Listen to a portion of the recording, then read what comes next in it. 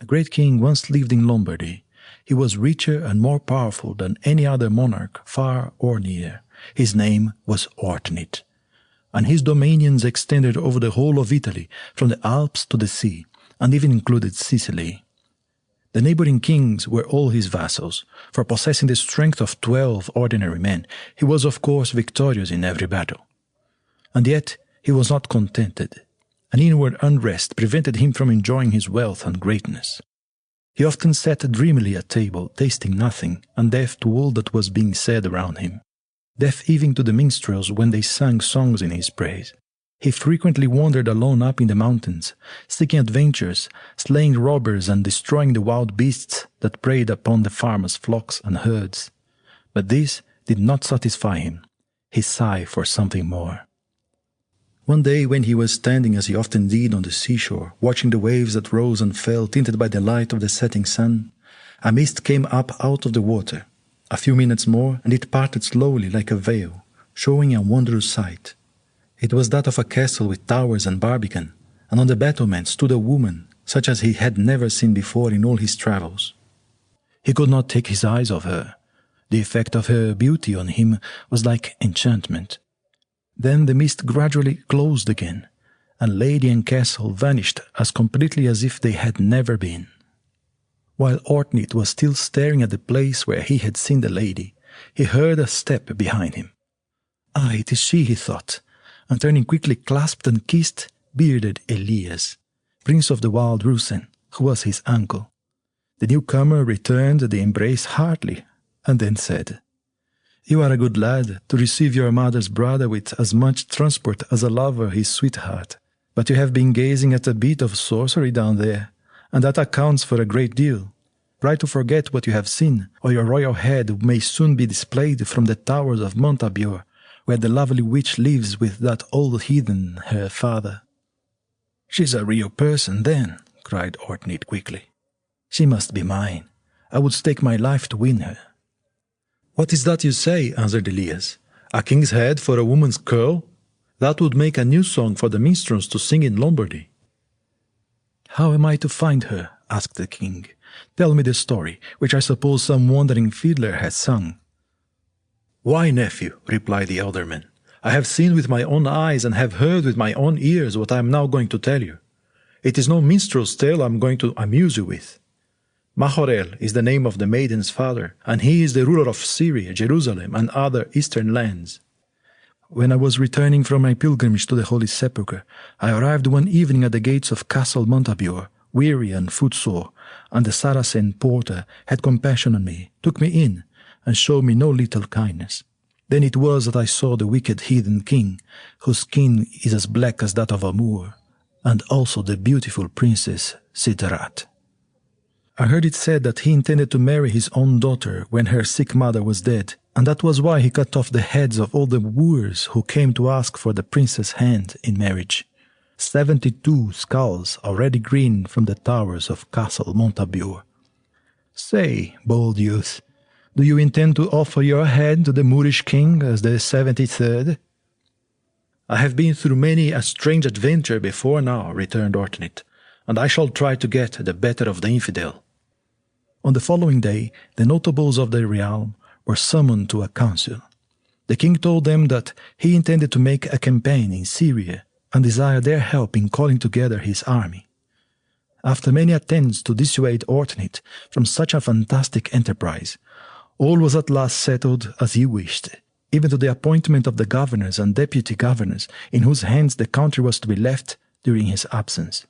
The only person besides the king who carried his point was Elias, who insisted on his right to go to Syria or anywhere else he chose, and expressed his firm determination not to lose sight of his nephew. As the council were separating, Zacharias appeared. He was lord of Apulia and Sicily, a heathen, but a faithful comrade of the king. When he heard what they had settled, he at once announced his readiness to provide a ship to take the armament across the sea, for which offer the king thanked him warmly. On the advice of Elias, it was agreed to put off the expedition until spring, when the weather would be more favorable for a sea voyage. So the king had to smother his impatience as best he might. He He was very lonely, for he knew that no one quite sympathized with him. His mother indeed did her best to persuade him to give up the enterprise by setting its dangers plainly before him, and telling him how ridiculous it was to be so much in love with a woman whom he had only seen in a vision, and about whose character and disposition he knew nothing. He fretted against the idleness and uniformity of the life he was leading, and determined to ride up into the mountains for something to do. When he went to take leave of his mother, she begged him not to go for fear of some accident happening to him, but finding that he was not to be dissuaded, she took a ring from her finger, saying, "If you are determined to go, take this ring. The gold is thin, and the stone of little apparent value, but it possesses a magic power that could not be bought with a kingdom. Go where you like, in the wild mountains, but first of all ride down the road to the left that leads over the heights to the lake, then sideways, under a wall of rock, to the valley. Look about till you find a spring gushing out of a rock, and close to it a great lime tree.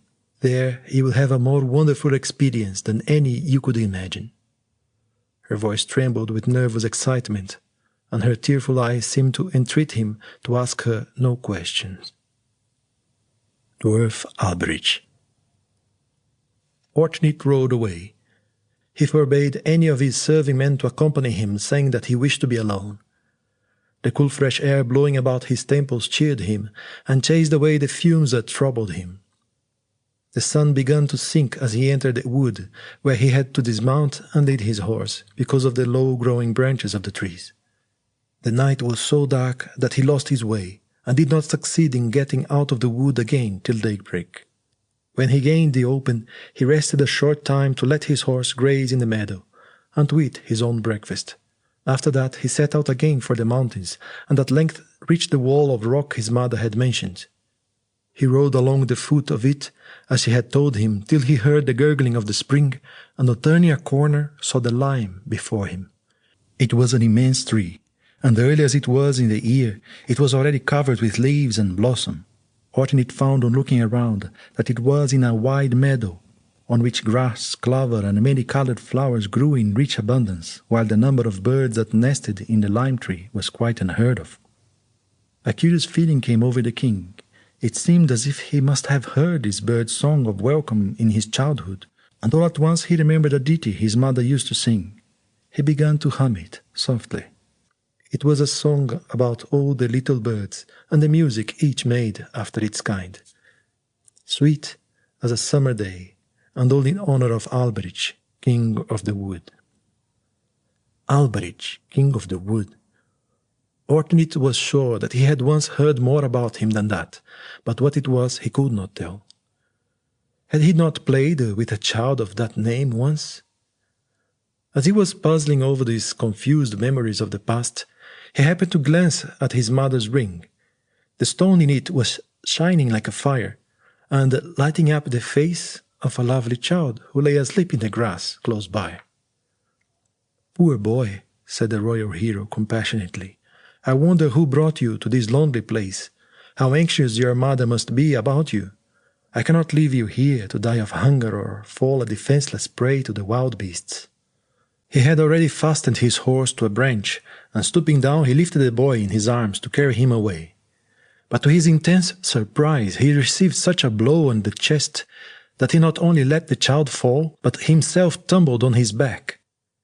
He had scarcely recovered his footing when he found the child holding him so tight that he had to exert all his strength not to be overthrown. It was a strange sight to see the tall king and the wonderful child wrestling furiously together. Flowers and grass were trodden underfoot, shrubs and low bushes broken and torn, when Ortnit at last flung his opponent on the ground and drew his sword to slay him. But angry as he was, he could not do it when the little thing gazed at him so entreatingly and begged in such a sweet soft voice that he would not murder him when he was defenseless, but would accept in exchange for the life he granted him a valuable suit of armor consisting of helmet, shield, and coat of mail of wrought gold and silver, and last not least, the sword called Rosend, whose blade had been rendered strong and durable in dragon's blood. When Ortnit demanded a hostage for his opponent's good faith, the little creature told him that hostages were impossible to find in that wild mountain country. But Ortnit might trust his word, for he also was a king, and ruled over a far wider domain than Lombardy, though truly his realm lay beneath the earth instead of upon it, and his subjects were employed day and night in working in metals. Finding that no hostage was necessary, or indeed procurable, the hero allowed his prisoner to get up. But before the latter went to get the armor he had promised, he said that he would like to have the ring Ortnit was wearing, and that he scrupled the less to ask for it, as it did not appear to be of great value. "I cannot give it to you," replied Ortnit, "for it was a present from my dear mother, who would never forgive me if I parted with it." "And you call yourself a hero?" sneered the little creature. "You who fear your mother's blows. Tell me, what do you do when you are wounded in battle? Do you cry like a baby when you see the blood flow?" "If you were to hew me in pieces," replied the Lombard, "painful as that would be, it would hurt me less than a tear or a sigh from my mother." "Well, good squire of Danes," continued the other, "it can at any rate do the ring no harm for me to look at it and touch it. I am in your power, am I not? Your sword is in your hand, and I am without a weapon." After a little hesitation, the king consented to let the boy draw the ring from his finger. But scarcely was this done when he vanished from before his eyes, suddenly and without warning. Ortnit felt bewildered. He heard the boy's voice, now at a distance and now near, making sarcastic remarks on the beating his mother would give him when he went home, and finally announcing that he would pelt him with a few pebbles to show him how well he could do it. Ortnit defended himself for some time against the terrible storm of sharp stones that rained upon him, but at last, seeing that neither his great strength nor his sword were of any avail, he turned to his horse and prepared to ride away. On perceiving this, the hobgoblin exclaimed, "Wait a bit, friend Goodman. I am sorry to think the stripes your mother will give you. Listen to me. I have many important things to talk to you about. If you will give me your royal word of honor that you will not revenge yourself for the trick I played you, I will give you back your ring." "Very well," answered Ortnit. "I promise on my honor." "And if I go on to talk ill of your mother?" "No," cried the king, "I will never forgive that. You may say what you like about me, but my mother is the purest and most perfect of women." "I quite agree with you," said the little creature. "You may listen to me without fearing that I shall slander her, for I am Alberich, king of the dwarves, and you and I are more nearly related than you think. I will tell you the truth, but first, take back your ring. I trust your word of honor." The moment Ortnit felt the ring in his hand, he slipped it back on his finger, and immediately saw the boy standing before him. "You must know, great king," pursued Alberich, "that you have to thank me for your land and people, castles, towns, and victories, and also for your marvelous strength. Your predecessor, whom you call father, married when he was an elderly man the youthful sister of the prince of the wild Rusen. The marriage was childless. Husband and wife in vain prayed heaven for an heir. Your mother was the best and most virtuous woman in Lombardy, but she wore herself away with fretting about what would become of the country and herself when her husband died without an heir. She foresaw that the nation would be split into factions, that civil war would desolate the land, and that she herself might be chased from Lombardy, a homeless exile. I often heard her plaints when I entered her room unseen. The older the king grew, the more her anxiety increased. Then, well, you must know it sooner or later, I became her second husband." "Monster, you lie!" shouted Ortnit, drawing a dagger from his side, but he could not use it, for the smiling boy looked up at him so fearlessly. "Your anger is bootless. You had better let me finish my story. Young as I look, I am 500 years old. Small as I am and big and strong as you are, I am yet your father. I proposed to the king that he should secretly get a divorce from his wife and let her marry me. He consented, but she would not. She refused. She spent days and months in weeping, and only gave way at last when her husband insisted. She and I were married secretly by a priest. No one guessed what had happened, and when you were born you were supposed to be the old king's son. I did not win my wife's heart, however, until her first husband was dead. After that I used sometimes to bring her here. You and I played together among the flowers like two children, and I sang with the birds that wild song of theirs about the king of the wood, which your mother often sung to you again at Castle Garden. When you grew to be a man and a hero, I was often at your side, unseen, while the battle raged all round you, and on those occasions I have often turned aside the point of some murderous weapon that threatened your life. When you crossed the wild ocean and strive to win the Moorish maiden for your wife, I will be there to help you, so long as you wear that ring on your finger. You have only to wish for me, and you will see me. Now, wait a few minutes. I am going to fetch the armor that no weapon can pierce, and the sword Rosen, which can cut through steel and iron, and even dragon scales. Ortnit felt as though in a dream. While he was still thinking over all that he had just heard, the sound of heavy steps and the clanking of armor startled him out of his reverie. Turning round he saw Alberich, who with the help of a sturdy dwarf was bringing his promised gift. On the top of the silver helmet with golden wrought was a priceless diamond. The whole suit of mail was of marvellously beautiful workmanship, and sparkled with gems wherever gems should be. The sword was in a golden sheath, its handle was a shining carbuncle, and on the sharp steel blade were golden figures and the letters forming the king's name. Ortnit was amazed at the beauty of all he saw. He put on the armor, and it fitted him exactly. Then he picked his tiny father up in his strong arms and kissed him on his rosy mouth, and Alberich returned his embrace with much affection. As the king rode away, the last words he heard were, "Do not forget the importance of that ring. Never give it away. If you turn it on your finger, I will at once be with you." When Ortnit got home, he was received with joy by all his retainers, and his mother, who was watching for his arrival, signed to him to come to her. He instantly ran up the steps and whispered as he kissed her, "I have come from Father Alberich." "You know?" she asked, hiding her face on his shoulder. "I know," he answered, "that I love and honor my dear mother." May came at last. The army assembled and marched south through Tuscany, Rome and Naples, whence they embarked for Sicily, Messina being the place fixed on for the general meeting of all the forces. Arrived there, they found faithful Zaccharies ready with his ship, in which he had stowed away not only enough provisions for the voyage, but also merchandise in case it should be wanted. Soon every man was on board. A favorable wind swelled the sails, and experienced seamen steered the ship through the wild sea. City of Suders. After they had journeyed a long time, the welcome cry of land was heard from the masthead, and soon afterwards those on deck had a distinct view of the shore and the wharfs of Tyre. But at this moment the skipper came up to the king and said, "Sire, we are all lost. There is no wind to carry us past this place.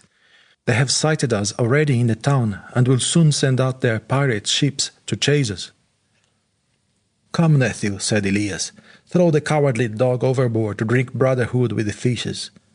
Have we not swords enough to defend ourselves from the Moors?" "Sir," replied the skipper, "the heathen would throw Greek fire on board. Neither sword nor shield can do against that. The ship will be burned, and all the men either burned therewith or drowned." No one knew what to advise, so all stood silent about the king. Suddenly a voice was heard from the masthead. "All arms below! Bring up the merchandise, and let the sails be reefed, lest the enemy guess that we thought of flight." "Heyday, it's Alberich," said Ortnit. "How could I have forgotten him?" He looked up and saw the king of the dwarfs leaping rapidly down the mast to the deck. In another moment he was at his side. "You forgot both the ring and me," said Alberich, "but a father does not so soon forget his son. Now hasten and see that my commands are carried out." Much ashamed of himself, Ortnit gave the necessary orders. All weapons of offence were stowed away below, and the costly ware Zaccharies had provided were spread temptingly on deck. Meanwhile the dwarf climbed the mast again, and as soon as he was aloft, shouted to the Moors, "See here, we are peaceful merchants bringing wares from Italy. Give us free convoy into the harbour of Tyre." Elias stared up open-mouthed at the top of the mast. The flag was flying there as usual, and no one was to be seen. What voice was that he had heard? "Is the devil on board?" he asked, cross himself. "Or is it a good spirit? Whom did you speak to, nephew? Who called from the topmast, even now?" "A good spirit," replied Ortnit, "a little dwarf who will help us out of our own difficulty. You shall see him with your own eyes." With these words he slipped his magic ring on his uncle's finger, and the latter was much astonished to see the small childish figure descending the mast, still more when Ortnit gave him a hasty sketch of all that had taken place. The Tyrian galleys had by this time come up with the ship. Their commander, who introduced himself as constable of the city, inquired whether the object of the strangers in coming to those seas was really to trade with them. Satisfied that they were what they appeared to be, because of the number and splendor of their wares, he at last gave them leave to enter the harbour, and even to land if they desired to do so. In the course of that afternoon, the townsfolk bought many rich Italian stuffs at a very low price. In the evening, the two princes held counsel together as to what was now to be done. Elias advised that a sudden onslaught should be made on the castle, and that everybody there, young or old, should be put to the sword. Before Ortnit could answer, Alberich broke into the conversation by saying that such a conduct would not be fair, that no one who desired fame and glory would take his enemy unawares, but for fear any heralds sent to the infidels should be murdered by them, he undertook to bear the message of defiance himself. Alberich hastened to Montabiur by unfrequented roads. Arrived there, he saw King Macharel standing on the ramparts enjoying the cool of the evening air. "Listen to me, Moorish king," cried the dwarf from the castle moat, "and mark what I tell you. My master, King Ortnit, desires that you will give him your daughter to be his wife, and Queen of Lombardy. If you refuse your consent, he bids me declare war on you at once, and warn you that he will attack Tyre before daybreak tomorrow. After conquering it, he will come on to Montabiur, punish you for your evil deeds, and marry your daughter." "So, goblin," cried Macharel angrily, "you want to arrange a marriage, do you? You will find both your own head and your master's adorning the battlements of my castle before long, if you persist in your foolish scheme. But where are you? I cannot see you." "Down below you, in the moat," was the answer. The king flung a heavy stone down upon the place where he supposed Alberich to be, but missed his mark. He called out his guards and made them search the whole neighbourhood, but they returned at nightfall, baffled and disappointed. That evening Ortnit made an onslaught on the city, and found it totally unprepared for any attack. However, the Tyrians soon got under arms and made a gallant defence. All in vain. Ortnit was victorious after a hard struggle in which many of his faithful followers were slain. When he returned from pursuing the Tyrians, Ortnit went to the place where his uncle had fought, and found him lying on the ground surrounded by his people. Was he dead or only wounded? The king bent over him anxiously and loosed his helmet to see if he were yet alive. His heart had not quite ceased to beat. As Ortnit was raising him in his arms, he happened to touch him with Alberich's ring, and in a moment Elias was on his feet, whole and sound as though he had never been wounded. It was well for Ortnit that it was so, for in another instant he and his men were attacked by the trained bands of the city who had rallied once more. At length they also were beaten back with immense loss, and Tyre was really in his hands. Those of the citizens that were left saw fealty to the King of Lombardy, who then gave orders to attend to the wants of the wounded, both friends and foes. He allowed his followers a few days' rest before leading them against Montabiur. Castle Montabiur. After much consideration, it was agreed between Elias and the king that Alberich was the best person to be standard-bearer during the assault, and the dwarf at once consented. The warriors were filled with amazement when they saw a war-horse preceding them with the royal banner apparently floating by its side. "The invisible standard-bearer must be an angel," they said in awestruck tones. Nothing of importance happened during the march. All went well, for Alberich led the van. At last, Castle Montabiur loomed in sight, a grim fortress perched on the top of a beetling crag. Macharel had heard of their approach and was in readiness to receive them. He had strengthened the garrison very considerably and was confident of victory. At first it seemed as if his confidence were well-founded, but at the very moment when the Saracens appeared to have success within their grasp, The tide of fortune turned. Alberich climbed the walls unseen, and by a great exertion of his marvelous strength, hurled one heavy catapult after another down from the walls into the moat below, while the men who had been working these engines of destruction were struck motionless with terror when they saw the unwieldy machines disappear as though shoved from their places by invisible hands. Ortnit seized the right moment to push the advantage the dwarf had gained for him, and renewed the assault more vigorously than before. Sidrat the Beautiful. Alberich now left the walls, and opening a side door made his way to a tower-like building that rose above the battlements. This was the temple where the Moors kept their idols, Mahomet and Apollo, two enormous figures carved in stone. The king and her daughter, beautiful Sidrat, knelt before the idols, praying for protection from the invaders. Suddenly, Sidrat felt her hand grasped gently by an invisible hand. At first, she was frightened and then comforted, for she took it as a sign that her prayers were heard. But the unseen friend was Alberich, and not a heathen god. He whispered, "Your gods are dust. I am a messenger from another world, and have come to save you and to teach you to worship the true God." The girl started to her feet in terror and hastened to her mother, who was kneeling at a little distance. Meanwhile, the dwarf flung the idols down and broke them in pieces, and the women were more alarmed than ever, for they felt convinced that an evil spirit was at work within the temple. Alberich went back to the princess and drew her to the barbican, whispering, "See, that is the hero who desires to make you his wife and queen of his realm." Involuntarily she looked down and saw Ortnit fighting valorously, driving all before him and looking godlike in his grace and noble bearing. She could not turn away her eyes. He was even now advancing to attack her father. They exchanged one or two blows, the last of which split Mahorel's shield. Ortnit raised his sword to strike again, but Sidrat uttered a loud cry of agony, and he refrained, for at the same moment he saw her standing on the barbican, and knew that she was the maiden he had loved ever since he had seen her image in the magic castle on the sea. "You see the royal hero?" asked the dwarf, but receiving no answer he went on, "Go down to the moat tomorrow morning at daybreak. Your father will allow you to do so if you tell him you are going to call upon your gods to return to the castle. But when you reach the moat, you will find the king waiting to speak with you." Knowing that his advice would be followed, he left the princess. The battle had ceased to rage as furiously as before, and all were weary after their exertions. Ortnit's men retired to the riverside, where they were to encamp for the night, and the Moors shut themselves within the fortress. All night long Ortnit dreamt of Sidrat, and then awoke and wondered whether she would come to the trysting place. In the early morning, before the sun was up, the king mounted his horse and rode away alone to Montaubur.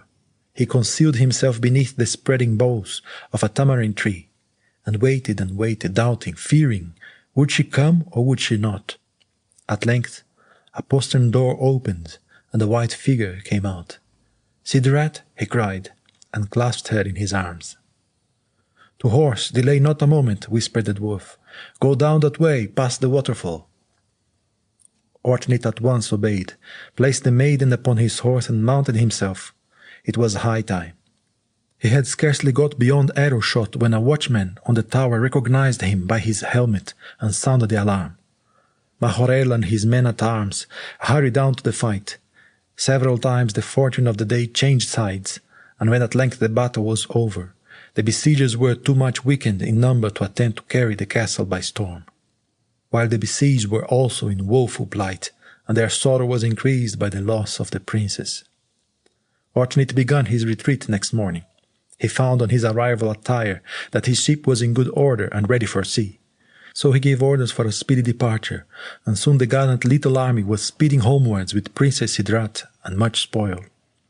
The Moorish girl proved a willing pupil when the Christian priests of Lombardy taught her their religion, so she was baptized and received the name of Liebgard.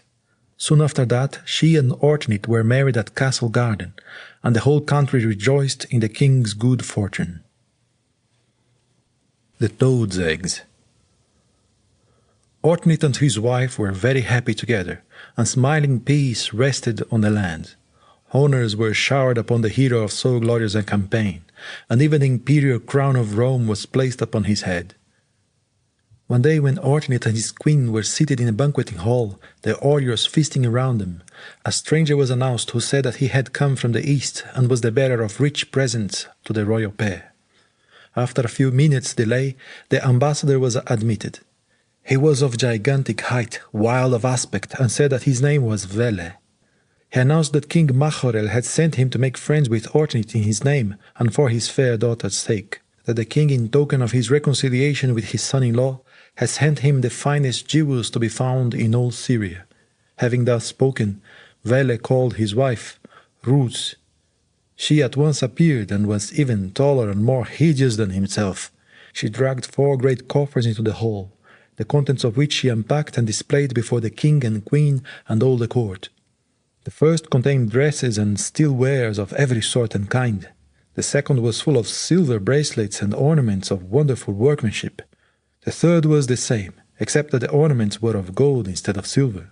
The fourth case was opened by the man himself, who lifted out of it, very carefully, 2 enormous eggs of strange form and color. "These are the eggs of the Abrahamic magic toad," said the man. "And when they are hatched, which my wife will see to, you will find in each the wondrous toadstone, that shines like the sun in a dark place, or else a marvelous creature, that will defend your coasts against every invader, if you only feed it well. I am King Mahorel's chief huntsman, and understand how to bring up the beast, and feed, and teach its duties. So I pray you, appoint me and my wife a damp and quiet place amongst the mountains, where we can watch over the eggs. Next year my royal master himself will cross the seas, make friends with you in person, and see the miraculous result of our care with his own eyes." The queen's heart was filled with joy at these signs of her father's forgiveness, and throwing her arms round her husband's neck, she entreated that the proffered friendship should be accepted. The courtiers were quite of her opinion, but Zacharias, the faithful heathen, shook his head and spoke his distrust both loudly and clearly. No one listened to him. The king gave orders that the giants should be well treated and provided with food and all they needed in the mountains by the governor of the province in which the place most suitable for hatching the eggs were situated. High up in the mountains near Trient was a marshy bit of ground extending far within a cavern at the foot of a precipitous rock. Vele and his wife took up their abode there, and every day the governor sent them a supply of food. Roots brooded over the eggs untiringly. Before very long the shells cracked, and 2 little lindwurms, dragons, crept out. They were pretty creatures, dainty in all their movements, and obedient to every command of the giant and his wife. The governor used sometimes to go and see them, and delighted in their agility and funny ways. The worst of it was that they had enormous appetites, and the more they ate, the faster they grew, and the more they wanted to eat. They were soon taller than their guardians when they raised themselves in the air, and began to show themselves malicious and bad-tempered. The governor hesitated to supply their wants when he found that they needed more than 2 oxen a day. The wrath of the creatures at what they considered semi-starvation was so great that Vele and Ruth grew frightened and took refuge in another cave. As soon as their guardians deserted them, the monsters crept into their hole and began to wander over the whole district, devouring men and cattle and whatever came in their way. The people deserted their old homes and fled to the mountain fastnesses. All in vain, the lindworms pursued them and continued to devour all who fell into their clutches. The governor sent out large detachments of horse and foot against them, but hardly a man returned to tell the tale of defeat and misery. And with every hearty meal the monsters grew larger and stronger. Everyone was in despair, for it seemed as if the whole kingdom would be devastated. Ortnit's fight with the lindwurm. One day the Emperor Ortnit went to his wife and asked her to help him to put on his armor, for he had to go out and fight a hard battle. She could hardly pronounce the words. With whom? She trembled so. "Well, Libgard, you must know that the dragons which are doing so much harm to the country are the toadstones your father sent me. I am the guardian of my people, and as they helped me when I went to Syria to win you, I must now help them in my turn by going out against these monsters to slay them, or myself be slain, I know not which." The empress wept and told her fears, but her husband comforted her by reminding her that he still had the good sword Rosen, that could cut through steel and iron and even dragon scales. "Should I not return," he continued, "an avenger will come. If anyone brings you back this ring that you once gave me, you may know that he is my avenger, and give him your hand in marriage." He then kissed her and tore himself away. She gazed after him with tearful eyes as long as he was in sight, thinking sadly how many noble warriors had preceded him in his quest, and how none of them had ever returned to home or friends. Ortnit at length reached the rock where he expected to find the lindwurms. Seeing them nowhere, he dismounted, blew his horn and loosed the faithful dog that he had taken with him to help him to hunt the monsters down. Suddenly a door in the rock opened, and the giant Vele came out, shouting to him to come on, and calling him opprobrious names. But the king cut his great club in two with one stroke of his sword. The giant sprung back, and in a moment had unsheathed a sword 60 yards long, whirled it round his head, and struck Ortnit so hard a blow upon the helmet that he fell senseless to the ground. "Well hit, old mooncalf," cried Roots, putting her head out at the door.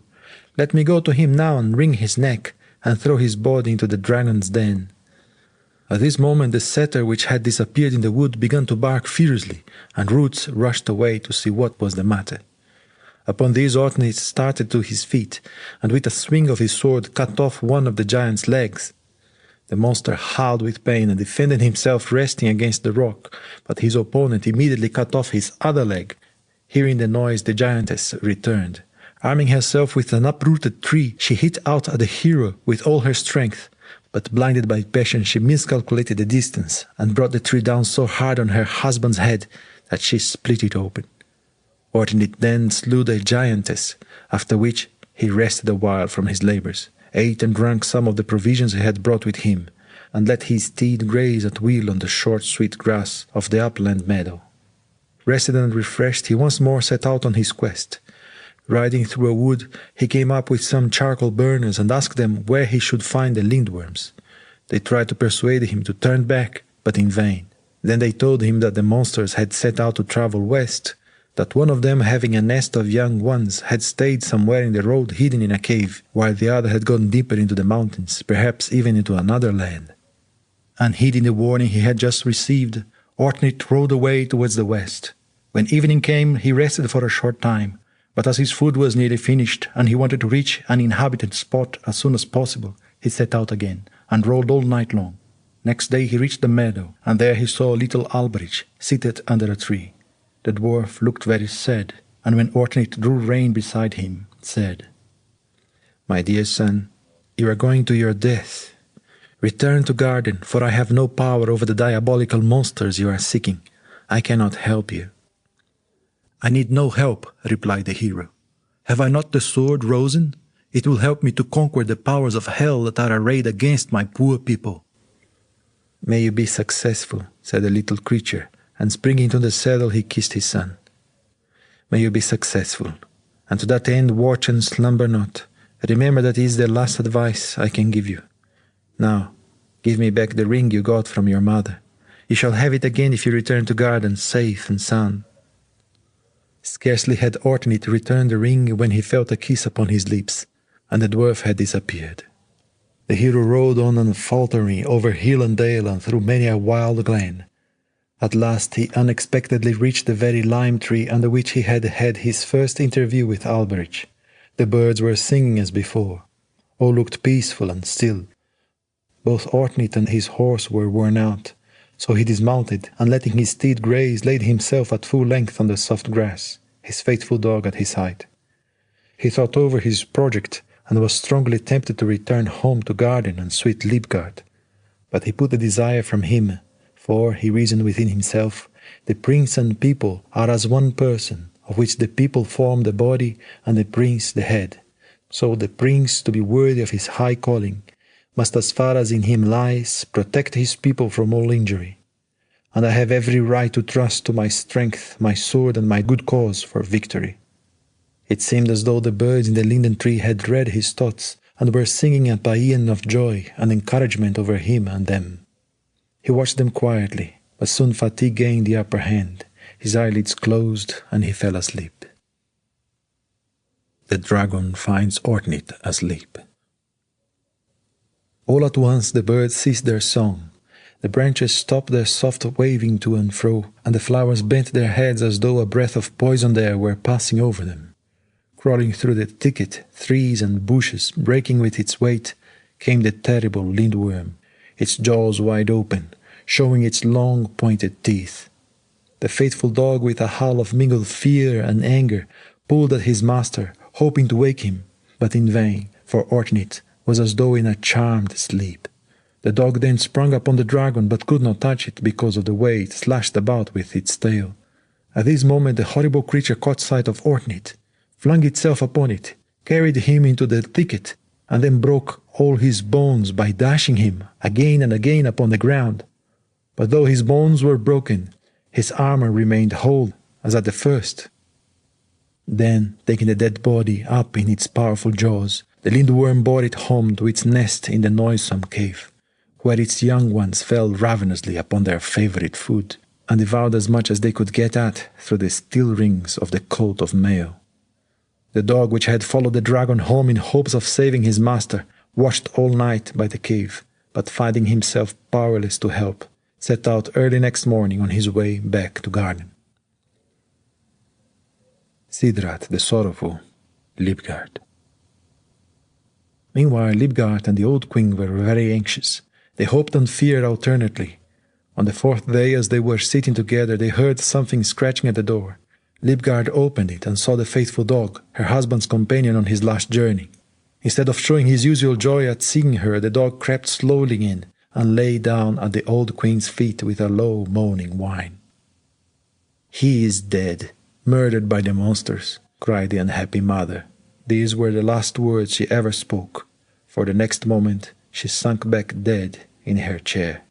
The shrieks of the young queen brought her women into the room, and soon the sad news was known to all. There was now no king in Lombardy, no one to keep order in the land.